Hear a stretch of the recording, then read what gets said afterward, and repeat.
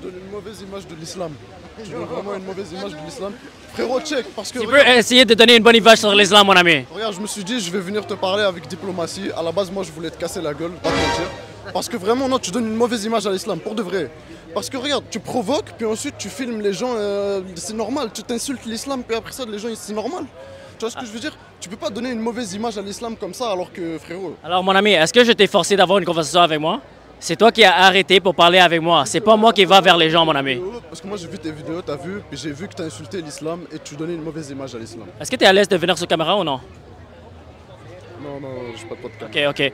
Mais est-ce que tu es à l'aise d'avoir une conversation sur l'islam? J'ai pas trop le temps, je voulais juste te dire, mais donne pas une mauvaise image à l'islam, s'il te plaît. Comment j'ai donné une mauvaise image, mon ami? Je viens de t'expliquer, tu provoques les gens, t'insultes l'islam, puis ensuite les gens ils te frappent, c'est normal. Tu peux pas insulter l'islam et t'attendre à ce que les gens ils fassent rien. Moi, je pose les questions sur l'islam et j'essaie de convaincre les gens que le christianisme est la vérité. Pourquoi? Parce que je crois que sans Jésus et sans le sacrifice de Jésus, tu ne peux pas être pardonné de tes péchés et tu ne peux pas avoir la vie éternelle.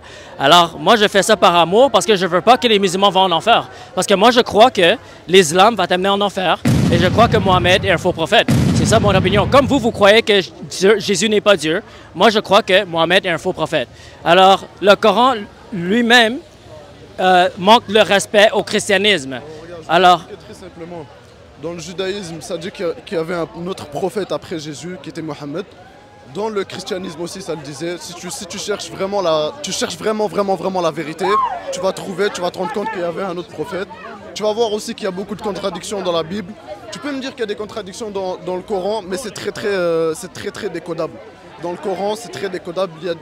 Ça peut paraître comme contradiction, mais ce n'est pas des contradictions. Alors maintenant, tu as donné 3 affirmations, OK? Tu as dit que Mohamed est écrit dans la Bible, tu as dit que la Bible a des contradictions, et tu as dit que le Coran n'a pas de contradictions. Alors maintenant, si tu veux être sensible ou logique, là, tu dois me donner des raisons pour lesquelles tu es venu à la conclusion que numéro 1, Mohamed est dans la Bible. Est-ce que tu peux me prouver que Mohamed est dans la Bible, premièrement? Alors regarde. Là, je peux pas te le prouver là, mais si tu regardes des vidéos de Zakir Naik c'est un shir, tu regardes ça et compares le christianisme et l'islam, tu vas voir qu'il y a beaucoup de contradictions, tu vas vraiment voir. Je vais donner un exemple dans les livres des rois.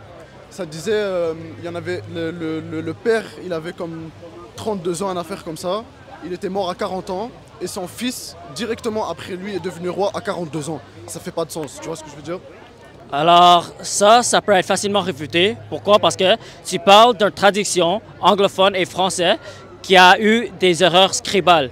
Alors, quand tu examines les manuscrits qui sont le plus tôt, il n'y a aucune contradiction dans ces passages. Parce qu'on sait historiquement que le roi avait 22 ans quand il a commencé à régner. Alors ça, c'est pas un bon argument. Et deuxièmement, mon ami, si tu viens à une conclusion et tu donnes des affirmations, là, si tu veux être logique, tu dois être prêt à défendre ta position avec tes raisons.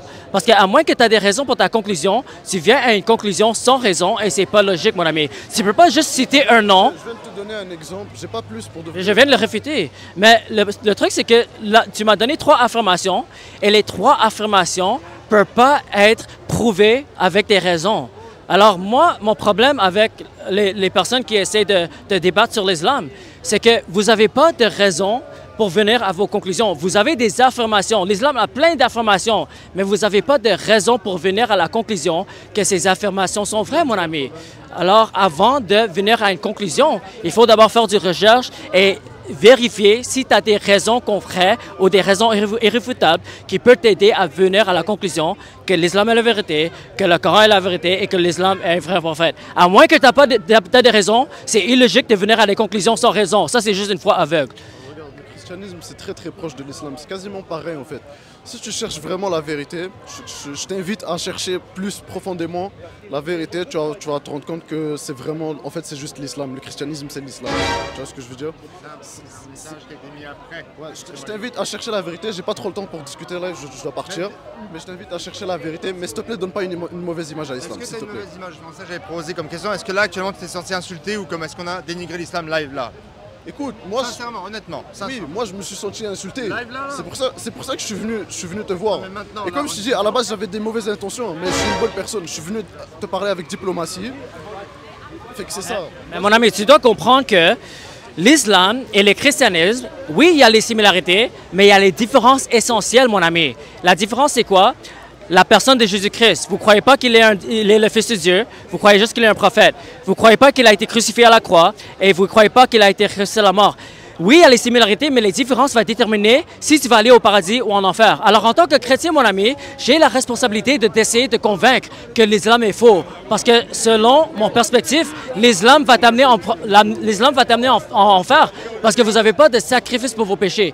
Et si l'islam est vrai, toi, tu as une responsabilité d'essayer de convaincre un chrétien qu'il n'est pas dans le bon chemin. Parce que selon le Coran, être chrétien, c'est shirk, c'est donner des partenaires à Allah. Alors, mon ami, quand j'essaie de convaincre les musulmans que le christianisme est la vérité, c'est pas avec des mauvaises intentions, c'est avec une motivation de les aider à aller au paradis, mon ami. Alors, si les gens sont offensés par ce que j'ai dit, ça, c'est pas parce que je suis mal intentionné. C'est juste parce que l'Évangile peut offenser les gens. De la même manière que le Coran dit des choses sur le christianisme qui n'est pas vrai, moi, je vais dire les choses qui sont en contradiction avec ta religion parce que je ne crois pas que ta religion vient de Dieu. Et je veux que tu vas au paradis, mon ami. Ok, alors regarde. T'as juste à regarder tes vidéos, tu vas voir que tu donnes quand même une mauvaise image à l'islam. Si ce que tu dis est vrai, donne plus de mauvaises images, s'il te plaît. Mon ami, c'est les musulmans qui donnent une mauvaise image. Quand ils crachent sur ma face, quand ils crient sur moi, quand ils m'attaquent, non.